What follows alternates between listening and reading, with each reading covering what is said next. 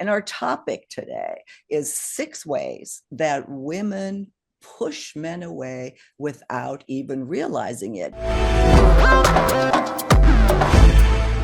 Thank you so much for joining us again on Second Act TV. Once again, I'm so happy to welcome back dating coach and relationship expert Bob Grant, the founder of Relationship Headquarters and host of Bob Grant's Relationship Headquarters podcast. Try saying that 3 times. Bob, thanks for being here again.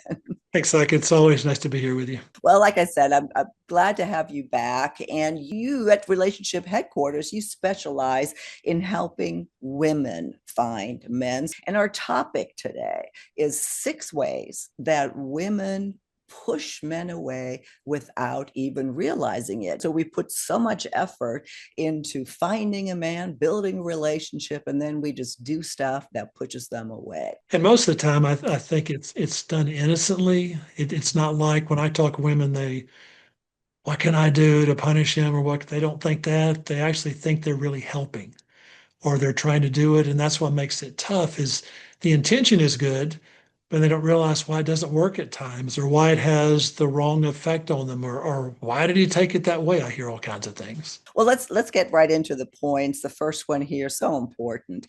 Being too negative, that you're constantly negative.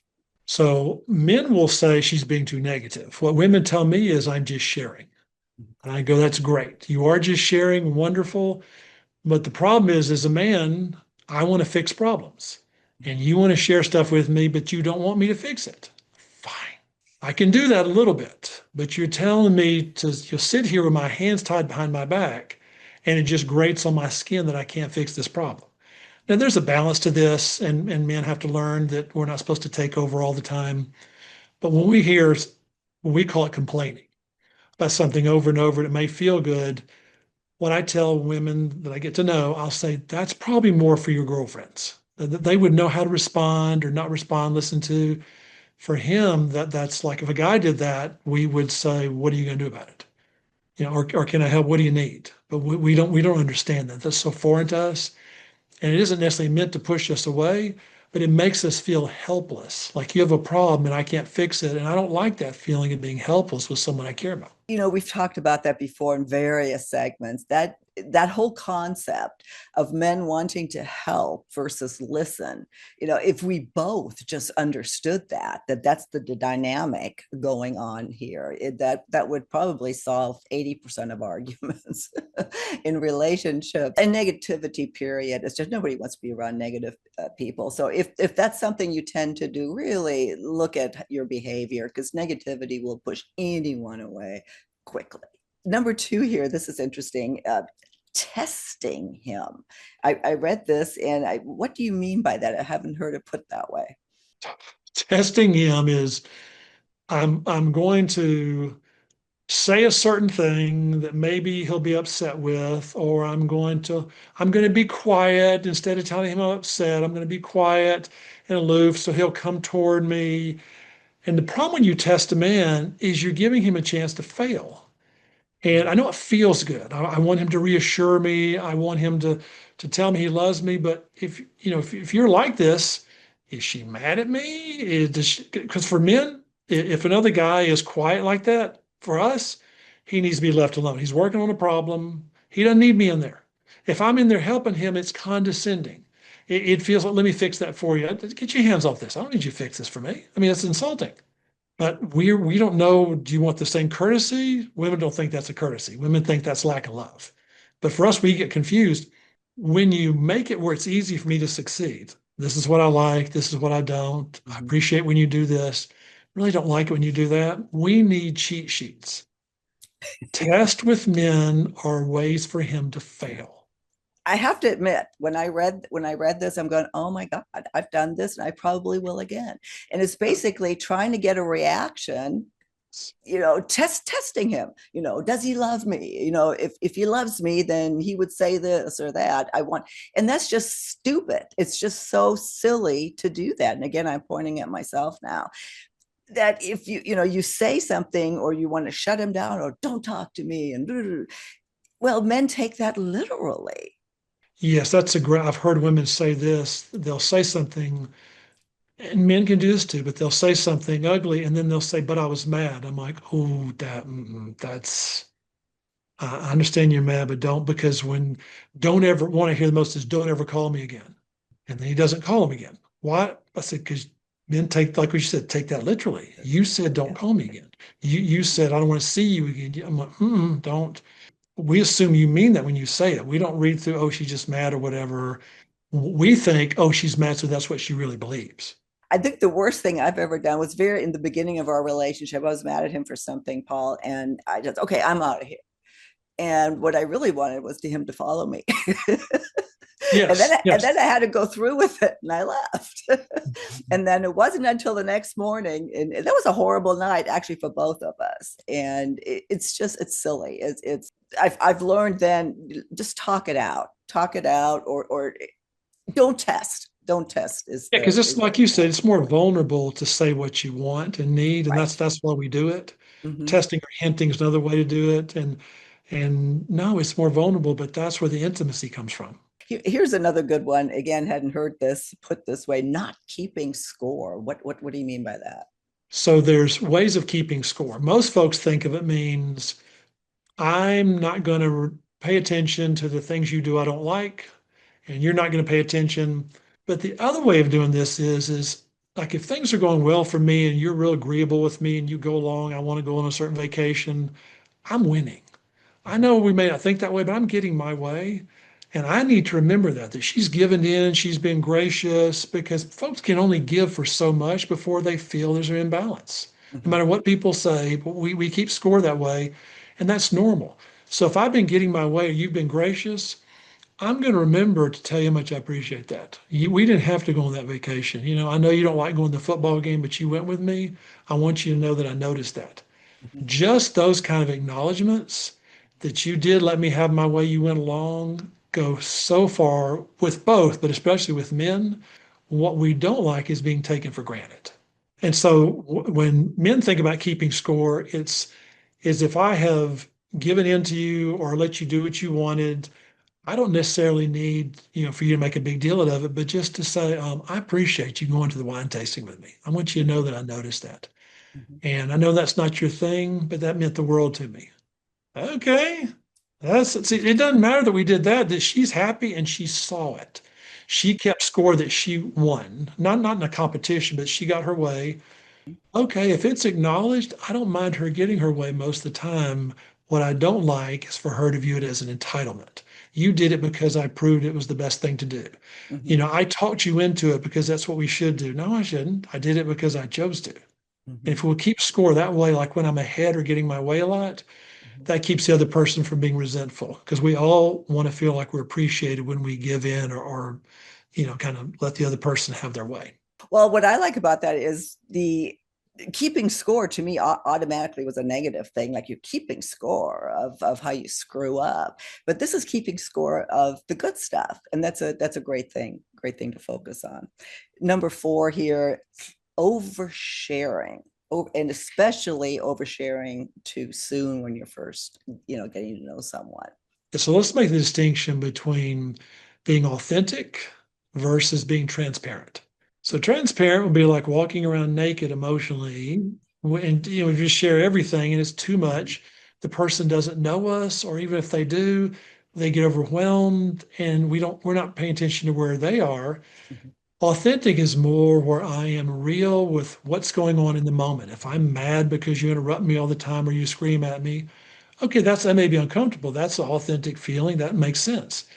But if I'm just sharing every thought in my head, the other person doesn't know where it's coming from or why. And it comes across like you're dealing with a small child. It is all the energy they have. It's overwhelming. I think the last point is remember the listener is the one doing all the work. It's work Mm-hmm. to listen. Talking's easy. Great Talking's point. fun. Listening is much harder. It is much harder. And yeah, somebody who overshares, yeah, like you said, it's exhausting. There's just a time and a place, certainly in the beginning of a relationship, or, the first or second date. We've done videos on that. People do, out of nervousness, perhaps start to overshare and just say too much. And it's not that you may never bring that up. Maybe it's something really important, but there is a good judgment or a filter that you have to apply to where it doesn't run the other person off. So yeah, great point. Here's one that can be touchy or triggery, I should say. Acting self-sufficient to a fault. That's tough for today's woman. It is. And in fairness to women, they get bombarded with don't be needy, don't complain, Yeah. don't. And I've had clients in my office when I notice this and they'll be talking at some point, I don't need a man. And I get where they're Mm-hmm. coming from. They don't want to be needy, but they've overdone it, Mm-hmm. just to make sure I don't come across as weak. And as a Mm-hmm. man, I don't know how to show off for you if you're all independent. The self-sufficient to a fault is not allowing men or making a man feel like he doesn't, there's no need for him. And that's something, again, I really had to learn back out on the dating scene, because I was just, yeah, hey, I can do whatever I thought I was doing, that was good, that here you're not taking on a needy woman. You're taking on somebody that can do it. She doesn't need a man. To me, that wasn't a negative thing. To me, that was bringing something positive to the table, and that's so wrong. Well, in fairness to you and other women, I think that's where someone overuses their gift. I mean, I think that's what gets us all in trouble is we take our gift and just overuse it, which is why it's so tough because it's not a bad thing. I mean, Mhm. we would all rather have someone that's self-sufficient versus someone that's doesn't do anything. Always Mhm. want someone to rescue them. And sometimes it's hard to know where is that line, where is that balance of too much. Mhm. And I think that does make it tricky. I find a lot of times when someone does this, especially if it's a woman I'm talking with, it's let's go back to what do you really want? And usually if we slow it down when they're by themselves, just what do you want? It comes out pretty normally. I'd like to either be married or I'd like to have someone that I love in my life. I like, just something like a teenager would talk. Mhm. Okay. And if they're really rushed and going to make this thing about strong, and I say, well, that's a way of not being vulnerable. Mhm. I get why you're doing it. I said, but you're giving men the wrong impression that you're tougher and stronger than you are. I know you Mhm. can do it, but you don't want to be like that all the time. Again, not because I say so, but that's what they tell me. It's yeah, that could be a whole segment on its own, because the perception of that is so different and in triggering, really. Last one here, and this is so important also: withholding intimacy without realizing it. And we're not just talking about sex, we're talking about everything along, that goes along with it. So for men, yes, we get told men want sex than we do. But even beyond that, it's the intimacy, the closeness, the touch, everyone's a little different. As a man, I'm not going to connect with someone emotionally like I am the woman I love. I mean, especially if you take that like to a wife. That's why the joke men fear is what's the one cake a woman's allergic to? It's the wedding cake. Just you want to have sex when she has it. And I mean, it's a joke, ha ha, but that's the fear of, oh my gosh, I'm at her mercy now. And not just sex, but all of a sudden she stops flirting. I'm not putting all this on her. Mhm. Men have that fear of if she's mad at me, I get punished. And one of the things I tell women is, I say, I want him to see you mad because you're going to get mad at times. When you're mad, I want him to see that you're not going to go for the throat like some woman in the past did. You can be mad at him, be firm, Mhm. but don't be vicious. Don't Mhm. be awful. I mean, I've had wives that would tell me their husband was like, you mean if you're mad, you'll still have sex with me? And she said, sure. I mean, she goes, not right away. I mean, not, I mean, but why would I? And it was foreign to her, but you could hear what he'd been through of Mhm. just, and again, not putting all this on women, but when a man feels that, remember, emotional safety for us men is what physical safety is to women. That for us is huge because we put all our eggs in our basket with you. I mean, generalizing, and we don't trust anyone like that. That's Mhm. why it's a huge deal when a man crosses that line with marriage, is that it's going to come from you or it's not going to happen. And I guess men have been a bit conditioned to feel that way, both deservedly or I mean that is also a standard line or standard, joke, if you will, is that once you get married, the sex goes out the window. And I'm sure as men are listening, yeah, well, that's true. That's what happens. And it's not necessarily marriage or men or women. It's that the longer you stay together, it's just stuff is just gonna change. But if you do use withholding intimacy as punishment, that it's a horrible way to go and will ultimately push a man away. This is going to sound strong, but it will lead to him hating you. I'm not saying that's good. I'm not saying it's even justified. But none of us like being held hostage. I can reverse that. If a man, every time he gets mad, he throws something, I'm like, she's going to hate you because it just feels so out of control. And Mm-hmm. just giving enough, that's how deadly it is. So be careful with, again, not just sex, but affection, all that. I would say the same to men is when you get upset, be careful. Don't ignore her. Don't do that. Mm-hmm. Mm-hmm. I'm just telling you from experience, works awful. Mm-hmm. And it makes her scared. It makes her nervous. I mean, it goes both ways where we take care of people. Again, this is worthy of a whole other segment because it is such an important topic. Again, very triggering and very hurtful or harmful to a relationship. Well, Bob, I talk with you forever, and there's lots more points as well. But is there anything else that you want to add on this topic before we close out here today? Well, I love how you're diving into this and walking toward things that are uncomfortable. And I think is with what you're discussing is that there really are answers to these. They may not be as simple as folks like, but things that are stereotypical don't have to stay that way. Especially one like, oh, once we're together, that sex has to be. No, it doesn't. I mean, it doesn't have to be. We choose our future the way we want it to be.